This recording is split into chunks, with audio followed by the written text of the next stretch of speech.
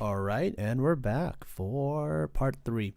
I actually looked at parts 1 and 2 before I did this, and I realized I had the mic way close to my mouth. It was actually making a lot of really gross sounds. Sorry if I put you guys through that. Also, I said a lot of times too many. Try to also restrain myself from that. Trying to get some progression, right? Keep it simple. Let's just progress. I think the last thing I talked off was the various microcrafting parts. Actually, no. I was talking about Radon, which led me into a downward spiral of tangents of microcrafting parts before I got interrupted by a phone call, and I had to cut off my mic randomly. But let's resume back to this. So we have Radon, right? Radon, nice, looks good. And Radon's just a very simple thing. You get that from plutonium-244. Plutonium-244 is used, well, you get primarily plutonium-244 from tiny piles of dust. I just centrifuged a crap ton of it from uranium-238. Very small chance, 2% chance to be specific. Actually, speaking of, now we even have percentage chances. We can kind of go a little bit more into depth into that. When it comes to percentage chance byproducts within GregTech, if you overclock to the next tier, you double the chances of actually getting that plutonium dust.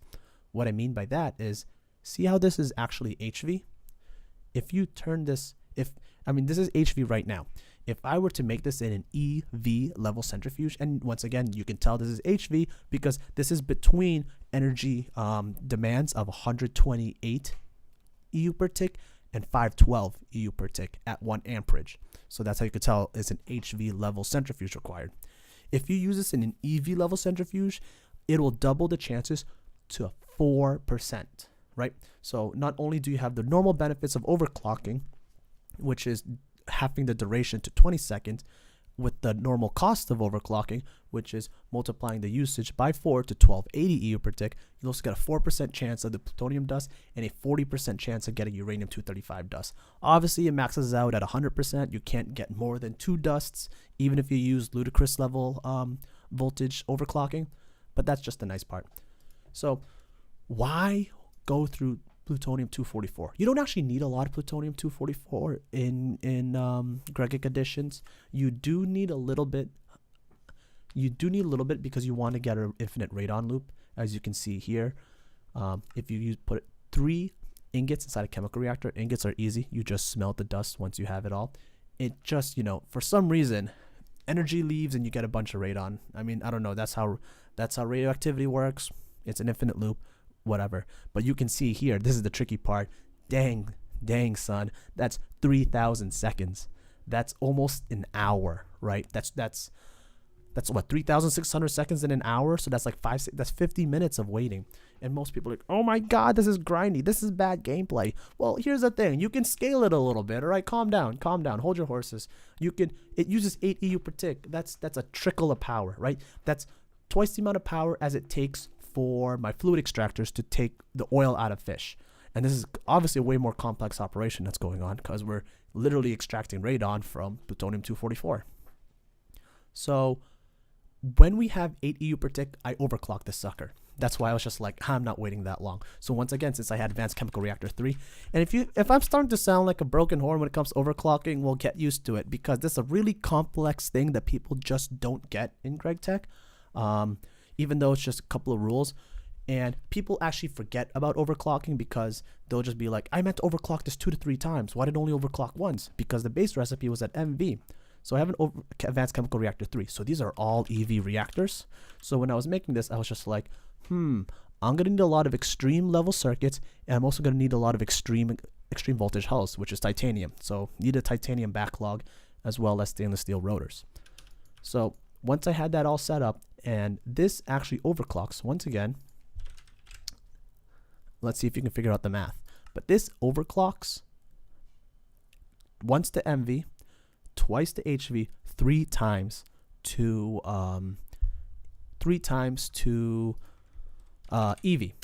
So that would be, 8 times 4 times 4 times 4, 512. So this uses 512 EU per tick.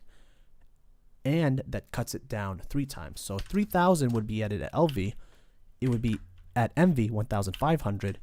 At HV it would be 750, and then it would be 375 seconds. So we've gone down from 50 minutes to about a solid cool 6.25 minutes, not that bad. And then I just multiply that, you know, multiple times. I think this is what, 1 2 3 4 5 6 7 8 9 10 times just to get all these.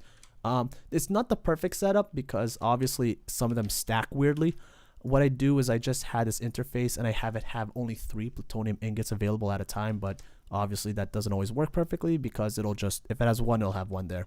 It gets extracted and this puts it onto random mode.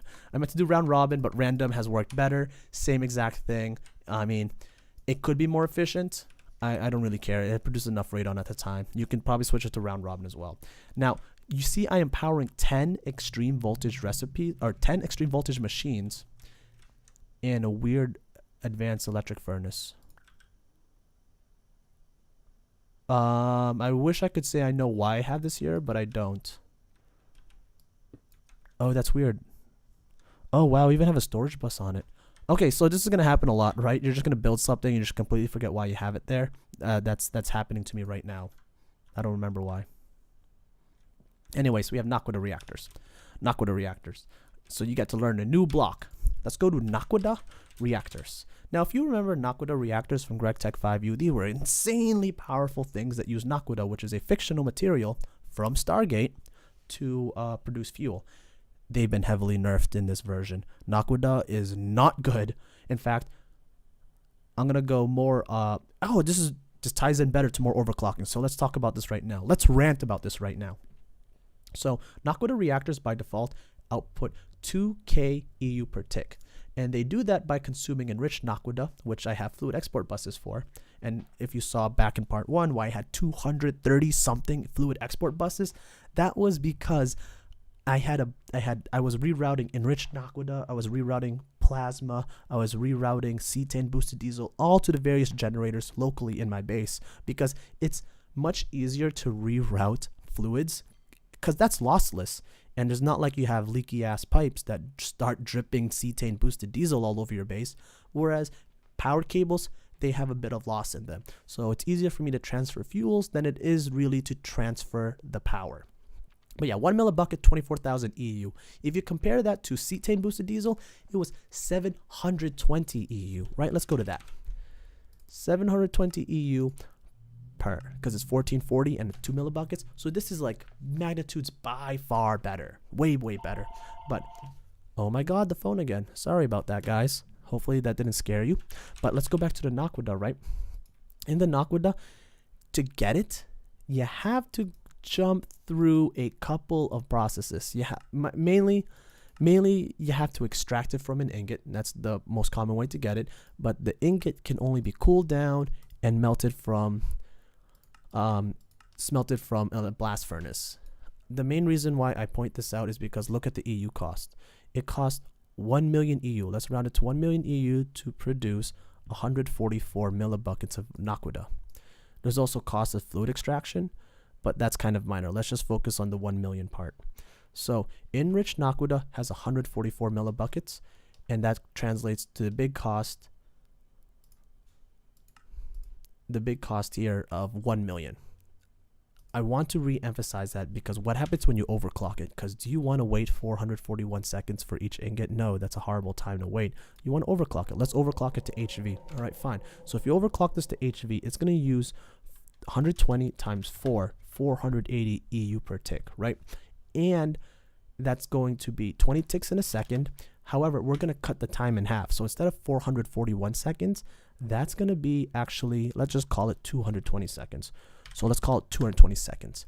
That's how much EU it takes per process. Because once again, there is inefficiency gain when you overclock a little bit, right? When you overclock, you are multiplying the usage by 4, but instead of getting 4 times the amount of energy used, the duration gets cut in half. So overall, you use twice the amount of energy, which sucks because if you look at that, that's 2 million EU. If you look at how much enriched Naquadah gives inside a generator, it's 144 times. And this is the point that I've been trying to get at. I'm kind of slow to get to points at times. I kind of like to build up that drama. That's 24,000. So each ingot nets about 3.5 million EU. So at HV, you're already losing a lot of efficiency at that point, right? It's still energy positive, thank God. But if you were to smelt this sucker at EV, if you were to smelt enriched naquita at EV, it would be energy negative. And we can just show you the math right now because it's double of what it was. So before it was 2 million. So it's 1,058,400, times that by 2, times that by 2. That's 4 million. That's 4.2 million. So it's energy negative. You never ever want to make enriched naquita at EV unless for some reason you just feel like voiding power. And I mean, that kind of happens later on. But, all things aside, this is not the proper way to go about doing things. Let me also show you like the math a little bit. This will be the last time I actually go through overclocking math, just because I feel like I repeated enough times. So hopefully it's a basic enough concept that people new to GregTech will finally be able to understand a little bit more. So it's 120 EU per tick, right? That's at MV because it's below 128. You want to multiply that by 4 because that's overclocking to HV. But if you overclock it and you use an extreme voltage blast furnace, multiply that 4, that's 1920 EU per tick. Remember, there's 20 ticks per second. So, right, and then the total processing time, this is going to be divided by 4. So, because before, if you overclock it to HV, it becomes 220 seconds or 220 and a half seconds if you want to be precise. Then you divide that in half again. So 220 divided by 2, that's 110. So you want to multiply that by 110, right? 4.2 million. So not the exact amount because there's like that half second missing, but still 4.2 million is a huge loss. That's a huge loss. That's why would you put in all this effort to smelt this thing only to lose out on power, right? So you want to be careful at what voltage you will be smelting naquita and at what overclocking level you actually have your fuel production at, because you could be running yourself into the ground. You could just be voiding up a lot of your own experience. So that goes up to naquita. And the reason why I only have 3 powering these 10 is because, once again, when we looked at the overclocking, each one of these plutonium-244 inside this, 8 EU per tick, right? And they're all EV. So we're going to multiply that by 4. Oopsies. That's all 512. And then there's 10 of them, right? So that's 5,120 EU per tick total. So I have a 4 times aluminum cable once again, because this thing can take up to 4 amps at EV. And then these 3 are at EV, which is 2K EU per tick. So that's 6K EU per tick. So I have a buffer about 900 EU per tick here. And that's more than enough to keep it all running. All right. So instead of going down this way, we're going to move this way. And what I mean by this way is that this area was one of the first areas that I made. I just arbitrarily chose it. Don't worry, we're going to get to the good stuff. We're going to get to the plasma turbines. We're going to get to the tungsten steel. We're going to get to the fusion reactor in due time, maybe in 2 to 3 parts. But, got to milk it out for what it's worth. Got to leave the best parts for last. So right here is the HV crafting on demand area. You could probably come up with your own better way. A lot of people, I don't get it. A lot of people like to have their machines in the wall, which is kind of cool, I guess, but that makes for like really shit expansion policies, right? Like later on, you have to tear down a wall. You have to, I guess people have their own sense of aesthetics. That's how they like to do things. But for me, it's just annoying to deal with. And they like to build left to right, sideways, and they don't make use of the fact that you can go vertically. In fact, I still chose to go vertically, even though this pack only really has really crappy jet boots from Pneumaticraft. Doesn't even have a jet pack. That's why I actually have a stack of frames almost all the time in my ME system, so I can just climb up to get to the top of things and do wiring. Now, it's why I actually have random ladders spread throughout the base, because I'm so bad when it comes to when I want to climb on top of my machines. All right, so what I have here is just the basic average stuff. Let's go through all the machines really quickly, what their main uses for, and how I view them. Compressors, very simple. They just compress things. I don't know what you want. Now, in most GregTech packs, they will disable the option to form blocks, to form 3x3 things, or they'll remove all 3x3 crafting recipes, right? So if you want to make a diamond block, you can't, sucker. You can't make a diamond block. Got ya. You have to compress them. Some people find this grindy. Some people find it kind of annoying, because if they want to use iron blocks later on, if they want to use stuff like glowstone blocks, I don't know. I'm used to this. I'm neutral. I'm not for or against this type of recipes. I mean, I feel like sometimes it's only there to give the reason a compressor to exist, right? That, and it's also, I guess, if you want to say, oh my god, but realism viral, you can't compress 9 ingots into a block. I mean, like look at this. I have a floating stone platform in the air. Like, there's, as people always try to say that realism is a part of GregTech, it's not. It takes some inspiration from realism, like the names, but for Christ's sakes, man, it has Naquadah, right? It has Naquadah. One of the energy tiers is called LUV, and it's pink. It's for ludicrous voltage. Like, that's I don't know if that's an inside joke or anything. It probably is, but I just want to let you know that realism should just not be a part of that argument. Not at all. Plus, if everything was realistically colored, all of these ingots would be vibrant shades of gray, right? You wouldn't have a reason for pink ingots to be chrome, or, you know, all these weird purple ingots from indium to actually exist. I don't know if indium's actually purple in real life. Don't take my word for it. Now, so they go back to the compressor. Really, like, most of these recipes is for the advanced alloy plate. That's fine, but otherwise it's just block compression. That I can't believe I just spent like 45 seconds describing a GregTech compressor, and I can't believe that you guys spending 45 seconds listening. Thank you for listening. Anyways, so we have the lathe. This just basically turns rods, or this is a semi-efficient way of getting rods. It's better to use an extruder down the line, which I have here. But I mostly use it just to get screws and rounds. Rounds are just all microcrafting recipes, different types of processes. Not a big concern for me. Don't really care that much about it. You can, in fact, you don't even you could automate this. I cared not to really automate it, just because you could do a large batch craft. That's how rarely it gets used. Next one's a wire mill. Oh my god, if one of my biggest regrets in this pack, if you want to do it faster, better than me, make more wire mills. So I made 2 wire mills. I maxed this out, and I still need some. In fact, I had these 2 wire mills at HV. Then later on down the line, I got so sick of it that I decided to make even more wire mills at EV. And as you can see, I kind of separated the voltages by chunks just to prevent more explosions from happening. Also, I have a lot of ME cables. They just have facades in the ground, but it's kind of a mess. If I were to tear up all the facades, in fact, you can even kind of see the facades because there's like a little bit of glitching in the background.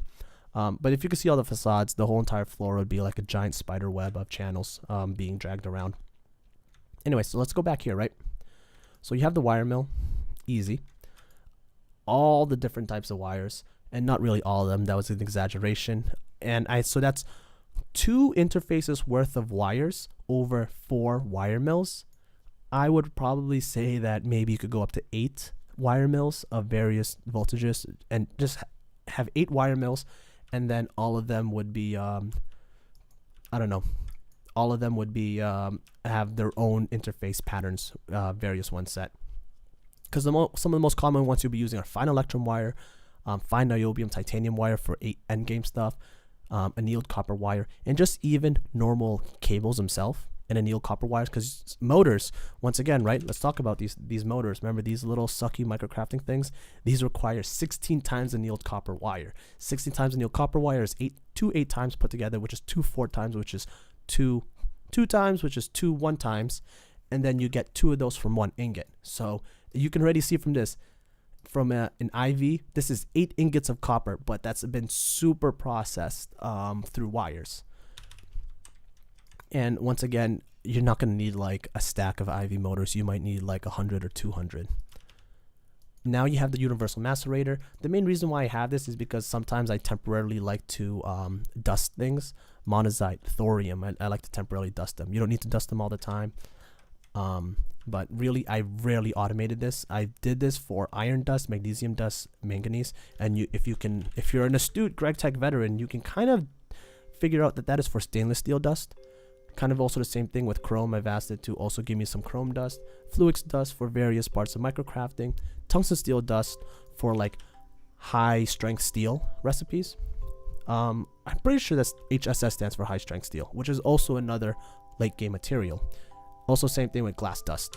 All right, so that takes care of that machine stack. All right, so bending machines and wire mills, probably the 2 best ones, because you'll need a lot of plates. Kind of follow the same principle here that I had needed to use so many plates, right? It needed to make so many plates. And then I got fed up with it, so I made more bending machines down the line.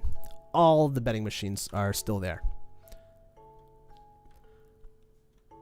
Now, next part would be the cutting machine. So the cutting machine I use if I want to request more wafers and circuit processes. It's really hard to describe the circuit processes, right? It's kind of in depth.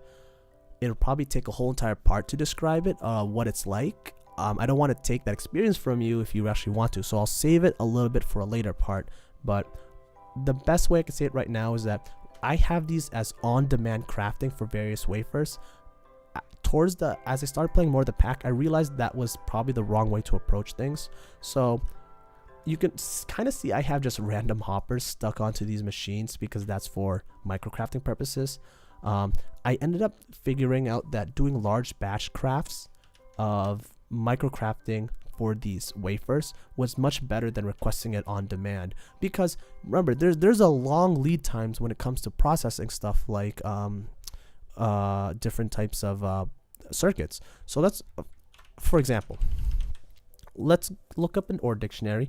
If you use a $ in JEI, for example, if you have search options and you do OR dictionary require prefix, you can search via OR dictionary in JEI, because all of these, if I press, all of these have the circuit GA good or circuit GA OR dictionary, and that stands for circuit GregTech additions OR dictionary. So let's go to something like, I've been using a lot of crystal processors.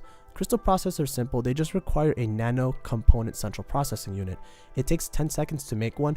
Not that bad. It does take ludicrous voltage, and you can tell this is ludicrous voltage because it is between 8,192 EU per tick and 32,000 EU per tick.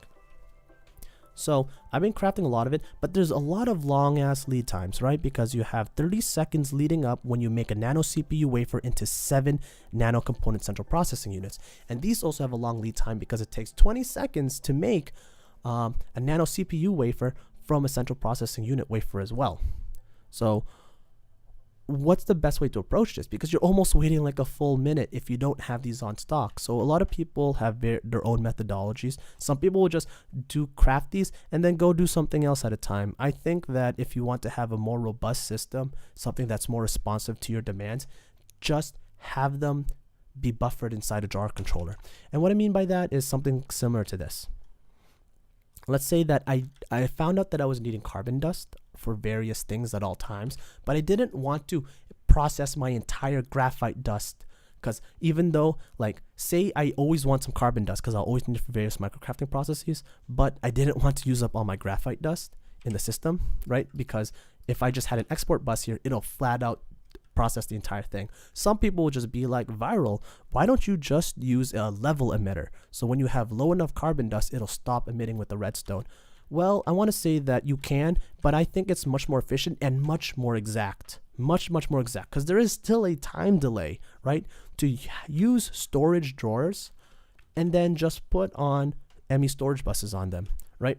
Because this will hard cap at 2048. Because I have this machine here. Once again, it's the GregTech machines. They have these buttons that let you auto output. And in fact, let me take this time to show you guys how a GregTech machine can auto output. So let's use something like an extractor. Here, advanced fluid, no, let's use a chemical reactor. I don't have any chemical reactors. We'll come back to the buffering system real quick, but I have a chest here of just random items. Let's do chemical reactor, right? So first of all, let's have see, this is why I hate quest books sometimes. So when you have a GregTech wrench, first off is that in one of the biggest updates in GregTech is that with these machines, you can break them flat out. You can break them with a pickaxe and you're good to go. All right. They don't care. You don't need to wrench them anymore. So what a wrench is used for? Well, when you put down a GregTech machine, you'll have the output facing the back. And when you take a wrench, you can see that these lines start to appear, right? And you see this grid. The grid is very simple, right? If I want to have the output face to the left, I'll wrench the left side. Easy. If I want the output to wrench. And here's the best part. Normally at IC2, you'll have to be like, oh, if I want to have it output this side, I'll have to wrench it this way. Or I'll have to wrench it this way. And if I want to have it output to the bottom, I'll have to go down and wrench it that way.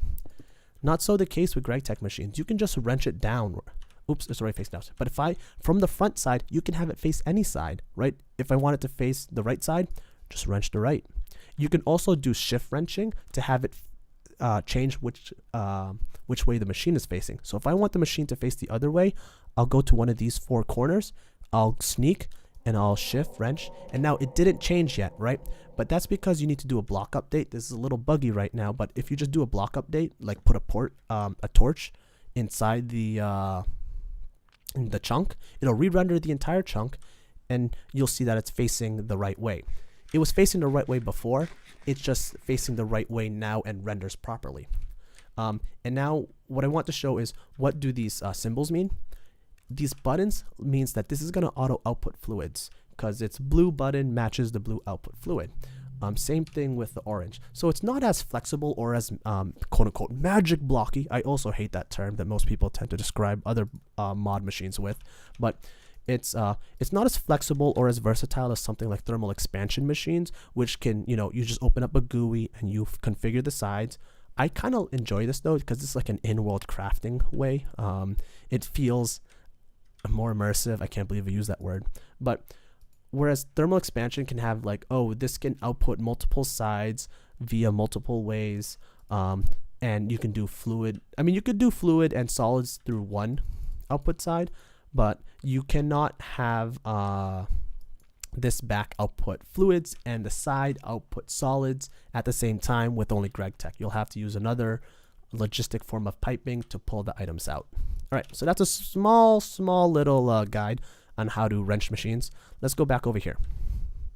So I think the last thing I was talking about, I was kind of doing a semi-rant with carbon and how to get the level emitters.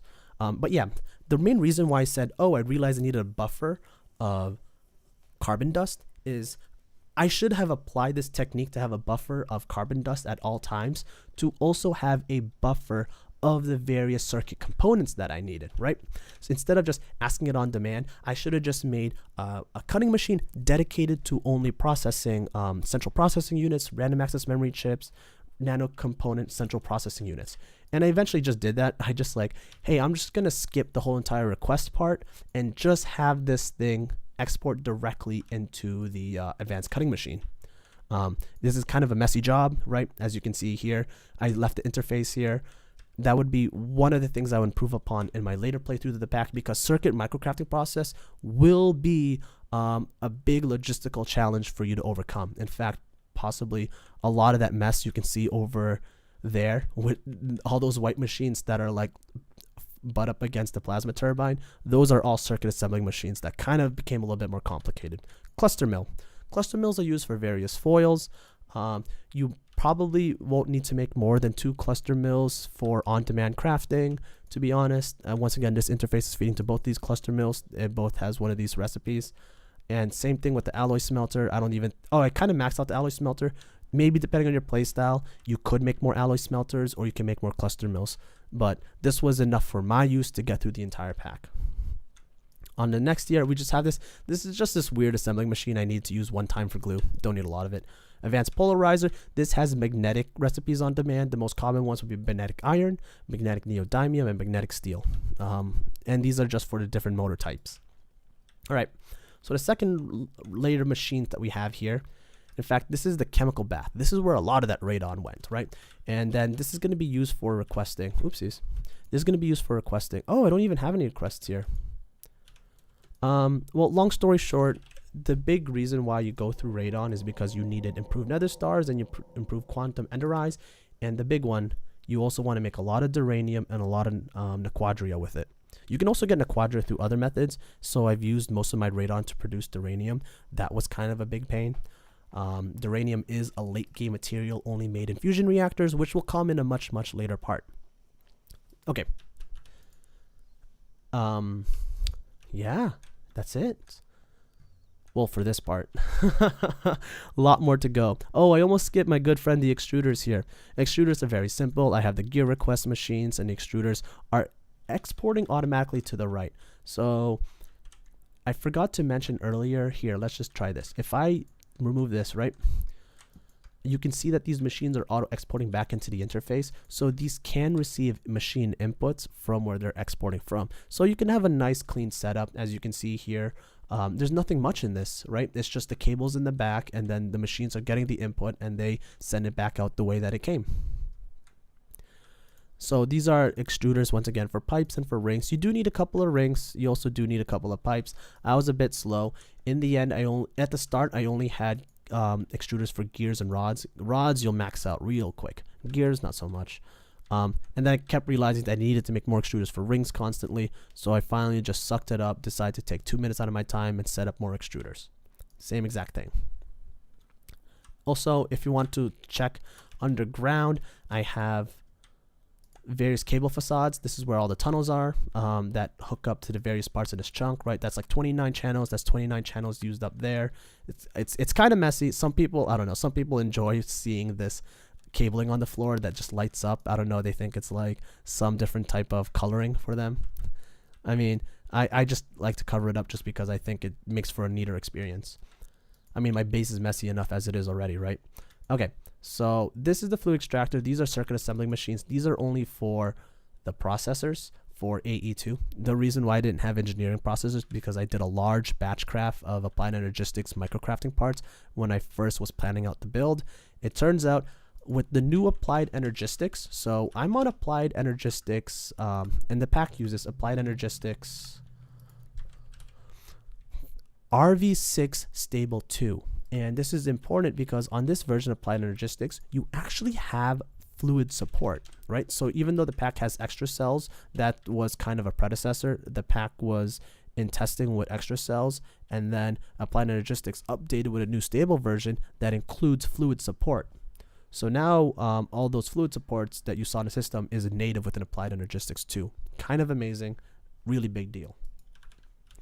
And long story short, going back to Applied Energistics, is that when I first did a lot of microcrafting, this had plenty of items. I made plenty of engineering processors, and therefore I only really had the need to automate silicon and logic processors. This is kind of inefficient. I could probably just have one fluid extractor here handling it for both of these, but I wanted the symmetry. Here's another cool thing. These machines, so you can see I have a fluid storage bus with rubber on the advanced chemical reactor. So what I could technically do is that if you don't need a large buffer of a certain material, is that normally what would happen is that you would probably have a drum, right? You would have a drum or some fluid storage like a tank on top of the advanced chemical reactor, have the chemical reactor output into it, then stick the fluid storage bus onto that tank. I thought I was just skip the tank. I don't need a lot of, I don't need a huge rubber supply all the time because this makes rubber really fast for my uses. So I just stuck the storage bus on the rubber, on the chemical reactor itself. And that's what I've said. I could have easily done that instead of having this fluid extractor auto output into each of these circuit assembling machines. I could have just easily just had one fluid extractor with a storage bus to improve upon it. Next is advanced chemical reactors with advanced chemical reactors on demand with sulfuric acid. What you'll be finding is that you'll need to have stuff like assembling machines and chemical reactors to have their own dedicated fluid tank. So I have multiple assembling machines, but this one's polyethylene. This one is rubber for cables. I'll have another assembling machine that's for polytetrafluoroethylene and another one for nitrogen. So that's 4 advanced assembling machines total. You might need more or less depending on your playstyle. Chemical reactors can't escape this. You need chemical reactors dedicated to sulfuric acid because this will let you process all the various types of boards that you need for circuits. And I also included ender eye. So eye of enders don't actually really need eye of enders don't actually need sulfuric acid, but this was just, you know, it was agnostic, right? It was agnostic whether it has sulfuric acid or not, it'll process. So that's why I decided, oh, I'll just stick that in there for now. Same thing with the TNT, right? You do need TNT for, because that's gel toluene with sulfuric acid, and that just made it really easy. So an interesting part is I have this awkward fluid storage bus once again stuck to this advanced fluid extractor with soldering alloy, and that's important because you will need soldering alloy for a bunch of circuit assembling machines down the line. For example, these circuit assembling machines require soldering alloy, right? And these will be requiring the nano processors that I have, or the crystal processors, or the wetware processors that you will be needing to make. And I talked more about circuits in detail in the previous parts as well, and I even showed the spreadsheet, which I linked below, of the different types of circuit processing. All right, I think that's gonna do it for this episode. I will see you guys in, I don't even know what part, I'm losing track of parts. Let's say part 4, part X, whatever, in the next one. All right, see you guys then.